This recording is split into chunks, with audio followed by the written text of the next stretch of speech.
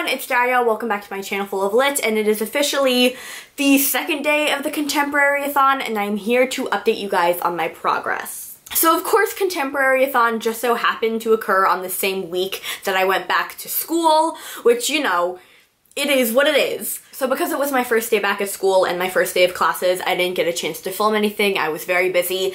And also, I just don't like filming when I'm in the car. I just don't feel safe, and there's no place for me to put my camera where I feel like it won't break. So I didn't get any filming done, but I did get some reading done. So because I was doing so much driving and I was stuck in traffic so much yesterday, I got more than halfway through the audiobook of Autobiography. I don't really know how to feel about it at the moment. I really love Sebastian and Tanner's relationship, but I've actually never read a book where religion plays such a big part in the story, especially not in a contemporary novel. So this is really just new territory for me, and I don't know how I feel about it. I'm at this point in the book where Sebastian and Tanner's relationship has really hit a point of tension because Sebastian says that he's not gay even though Tanner is his boyfriend, even though he said, I've never really been attracted to girls. He says that I'm not gay, I just am what I am. But a large reason that he's saying that, or probably maybe the only reason, is because if he does claim that identity of being a gay man, then he can no longer be a Mormon and no longer be a part of this community he's been raised in, and he can't be a member of his family any longer. And it upsets Tanner because, I mean, Tanner claims his identity very strongly and is the kind of person who is very, you know, proud of who he is, all aspects of his identity as a Jewish man, as a bisexual man. So I can tell that that is going to lead somewhere not very fun for either of them. And I'm worried about it. I'm very worried about it, and I'm very stressed. So I'm gonna put aside Autobiography for now. I'm just not in the mood to listen to it any longer, and I'll either pick up I Was Born for This or Girl Made of Stars and read that for the rest of the night, and I will update you guys on my progress.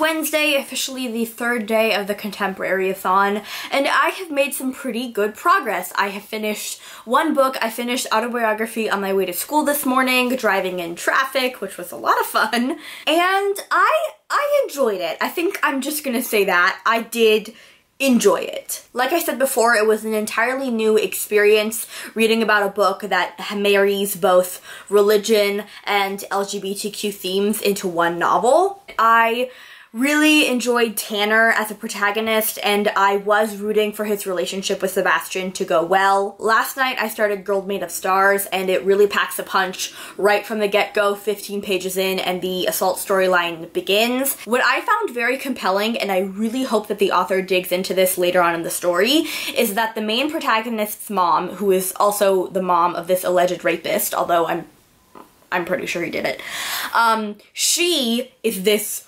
ultra feminist. She does everything she can to empower her daughter and teach her two kids about feminism and equality, and yet now she's faced with her son being accused of assaulting a girl, and she reacts by completely denying that it's even possible. Mara tries to say, Mom, what if Owen did it? What if this happened? And her mom just like completely shuts her down. So yeah, I'm just very interested to see a storyline in which a staunch feminist has to come face to face with the fact that her son raped a girl. So it is currently 2 p.m. on Friday. We are 5 days into the readathon. I have finished one book, Autobiography, started a second one, Girl Made of Stars, and last night I actually started another book that was not on my TBR, which is The Poet X by Elizabeth Acevedo. I downloaded the audiobook last night and I'm really enjoying listening to it. Elizabeth Acevedo, the author, narrates her own story, which I think is really great because this book is also written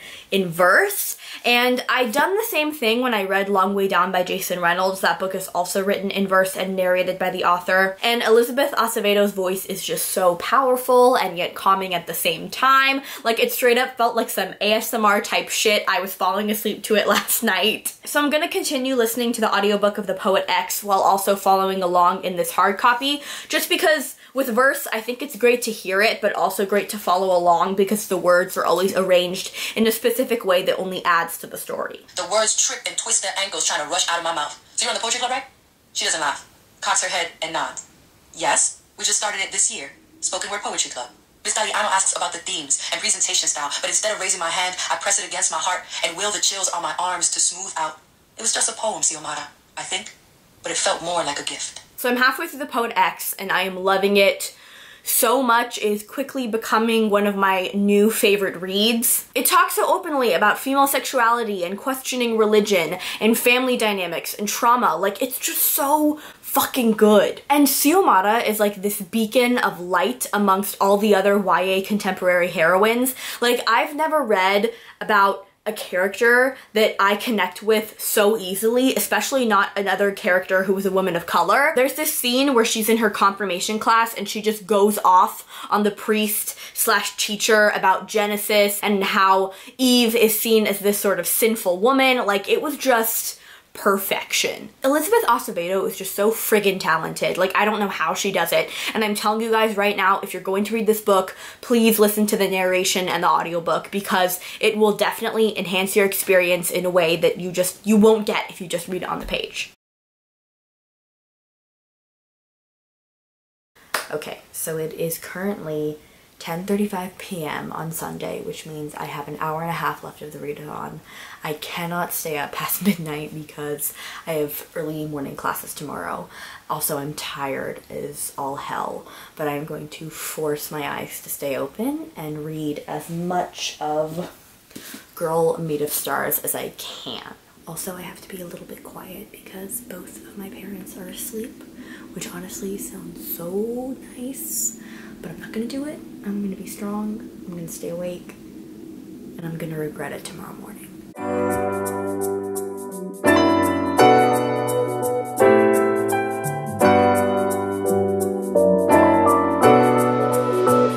Okay, so I talked about this earlier in the vlog about Mara's mom and how she's this feminist and yet now she has to deal with the fact that her son, I just hit my own glasses. Mara is having a conversation with her mother and she says, you know, Mom, I know Owen, I know he's a good person, but I also know Hannah and I know that Hannah wouldn't lie.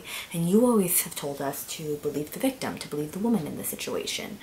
And her mom just sort of cuts her off and says, no, Owen's ours. Basically meaning because, you know, he's our blood and because we know him and we love him, we can't believe her and we have to stand by Owen. This scene is really intriguing to me because I feel like so often as a feminist, sometimes it can be easy to talk about, you know, abuse and domestic violence and assault and all these things, maybe hypothetically.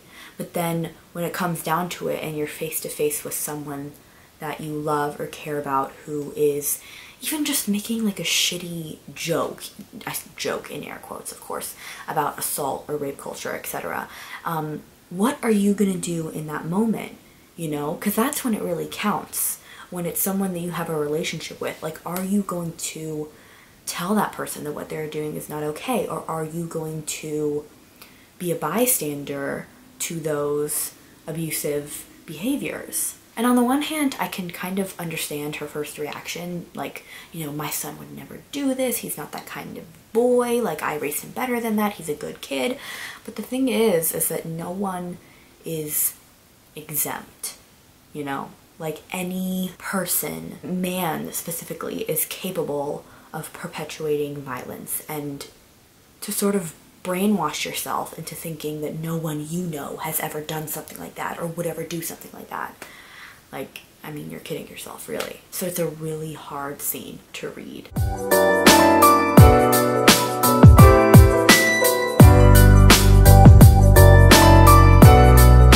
Okay, you guys, I cannot read another page. My eyes cannot stay open for another second. So we find out that Mara attended summer school when she was about, I think, 13 or 14. She was in middle school at the time. And one of the teachers there, oh god, I'm blanking on his name, started with a K, Mr. K, I'm just gonna say Mr. K. It didn't go into details, but I'm assuming he assaulted her and molested her. And she has not told anybody. That is something that I was not expecting. I think it adds another layer to the story and definitely makes Mara's decision to either believe her brother or believe Hannah that much weightier, because she knows what it's like to have someone violate you that way. And I think that might be one of the reasons that she is very hesitant to dismiss Hannah. And there's this one line. So her and her family have this like family meeting where the mom says, okay, Owen says that they had sex and then they got into a fight and then they kind of broke up, and that's our story. That's what we're gonna say, because apparently this thing's gonna go to trial. I'm assuming. You know, she's watching her mom just completely believe her brother without even taking into account Hannah's like experience and what Hannah has to say. And Mara says, this is why I never said anything, because no one ever believes the girl. So she's kept her own experience with sexual violence a secret.